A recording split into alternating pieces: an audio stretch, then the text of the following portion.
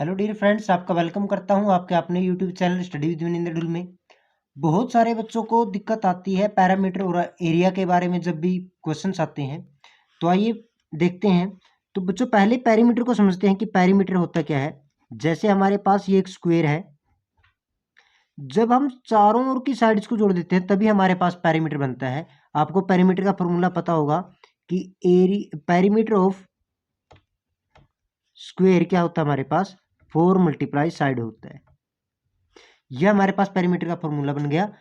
तो इसी प्रकार से यदि रेक्टेंगल की बात करें तो रेक्टेंगल का पेरीमीटर क्या होता है। देखिए, यदि ये साइड x है और ये भी साइड x है, ये साइड y है और ये साइड भी y है, तो चारों को जब हम जोड़ते हैं तो दो बार तो आ गया x और दो बार ही कितना आया है, y आया है, तो 2y हो गया।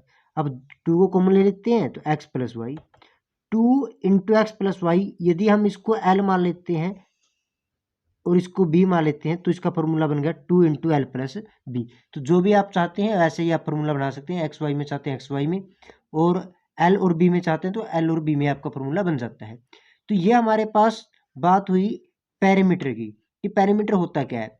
अब इसकी यूनिट की बात कर लेते हैं कि इसको हम लिखते कैसे हैं। जैसे हमारे पास इसकी साइड 8 हुई तो बच्चों 8 मीटर मान लेते हैं, तो इसका जो पैरामीटर होगा वो क्या होगा, 4 मल्टीप्लाई 8, तो 32 मीटर। तो हम इसको मीटर में, सेंटीमीटर में, ऐसे हम इसको मापते हैं पेरीमीटर को। इसी प्रकार से यहाँ पर आप, यदि ये साइड हमारे पास 3 है और ये साइड हमारे पास 2 है, तो फिर इसका पेरीमीटर क्या होगा, 2 इंटू 3 प्लस 2, 3 प्लस 2 5, 5 टू जा 10, तो 10 मीटर इसका क्या आ गया हमारे पास, पेरीमीटर आ गया इस रेक्टेंगल का पेरीमीटर। अब बात करते हैं एरिया की। एरिया क्या होता है, देखिए जैसे ये हमारे पास एक स्क्वायर मान लेते हैं, तो इसके अंदर का जो भाग है, जो इसके अंदर का पार्ट है, उसको क्या कहते हैं, हम एरिया बोलते हैं। अब देखिए इसका एरिया का फॉर्मूला क्या हुआ, area of square side multiply side. देखिए इसकी साइड यदि मैं एक्स मानता हूं तो ये भी एक्स मान लेते हैं, क्योंकि स्क्वायर के अंदर तो सभी साइड्स इक्वल होती हैं। तो इसका एरिया क्या होगा, एक्स स्क्वायर, ठीक है ना, साइड मल्टीप्लाई साइड। यदि आप ए मानते हैं तो ए स्क्वायर आ गया। इसी प्रकार से रेक्टेंगल की बात करते हैं। ये रेक्टेंगल हो गया हमारे पास, हमें क्या निकालना है, इसका एरिया निकालना है। तो इसके पूरे अंदर का पार्ट, मतलब इसको यदि मैं एल मानता हूँ और इसको मैं बी मान लेता हूँ, तो एरिया क्या होगा रेक्टेंगल का, लेंथ मल्टीप्लाई ब्रेथ हो जाएगा।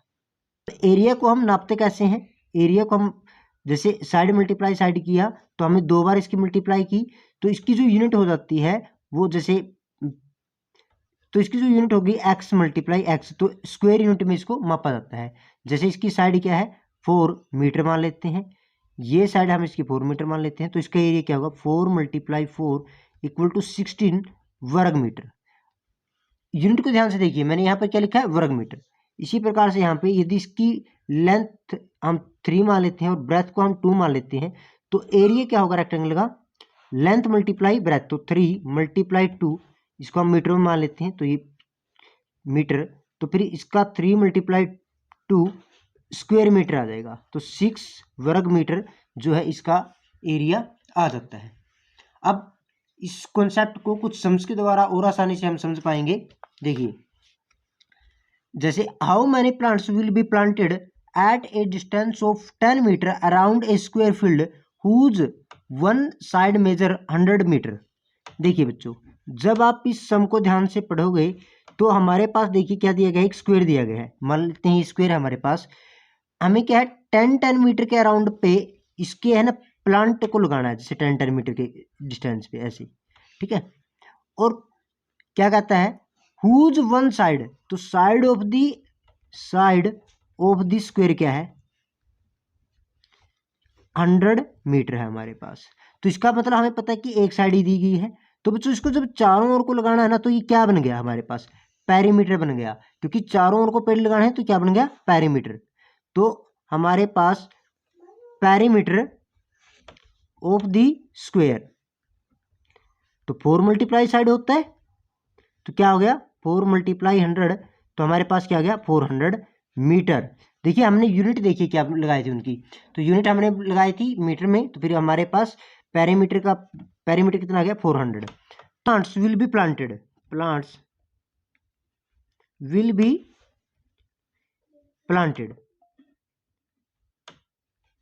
प्लांट्स कितने लगाए जा सकते हैं? देखिए टोटल एरिया है हमारे पास 400 और 10 मीटर की हमें डिस्टेंस पे लगाने हैं, तो 10 से हम इसको डिवाइड करते हैं तो 40 जो प्लांट्स हैं वो हम यहाँ पे लगा सकते हैं। क्वेश्चन नंबर सेकंड करते हैं।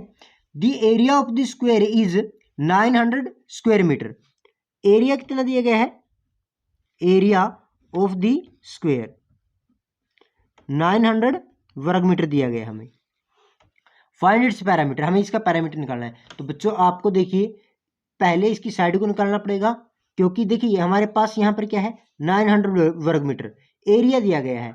तो एरिया क्या होता है? साइड मल्टीप्लाई साइड, ठीक है। तो या हम इसको एक्स स्क्वायर भी लिख सकते हैं। एक्स स्क्वायर इक्वल टू किसके है? 900 के।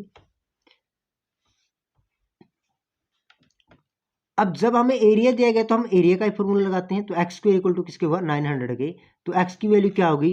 इसका रूट हो गया, क्योंकि यहाँ पे स्क्वायर था, यहाँ पे क्या आ गया? रूट में आ गया। तो एक्स की वैल्यू क्या हो जाएगी? 900 का रूट आप निकालोगे तो क्या आ जाएगा आपके पास? 30 आ जाएगा। दूसरा तरीका आप ऐसा भी कर सकते हैं, आप फैक्टराइजेशन मेथड जिसको बोलते हैं। तो 2 से आप डिवाइड करोगे तो 450, फिर 2 से डिवाइड करोगे तो 2 2 जा 4, 2 2 जा 4 और 2 5 जा 10। यहाँ पे 3 पे डिवाइड करेंगे, 3 7 जा 21, 3 5 जा 15। 3 पे डिवाइड करते हैं तो 25 और 5 पे डिवाइड करते हैं तो 5, यहाँ पे 5 आ जाता है। देखिए एक 2 आ गया, फिर यहाँ से 3 आ गया और यहाँ से फिर 5 आ गया। तो 5 3 जा 15, 15 2 जा 30। तो एक्स की वैल्यू क्या आ गई? 30। अब हमें तो पेरीमीटर चाहिए, पेरीमीटर ऑफ द स्क्वायर। तो क्या आ गया? 4 मल्टीप्लाई साइड, साइड की वैल्यू कितनी आई? 30। तो इसका मतलब क्या आ गया हमारे पास? 120 मीटर। क्योंकि जो हमारे पास यूनिट होती है पेरीमीटर की, वो क्या किस में मापते हैं? मीटर में या फिर सेंटीमीटर में ही मापते हैं। इसलिए 4 मल्टीप्लाई साइड में, तो फिर कितना हो गया? 120 मीटर हो गया। Thanks for watching our videos.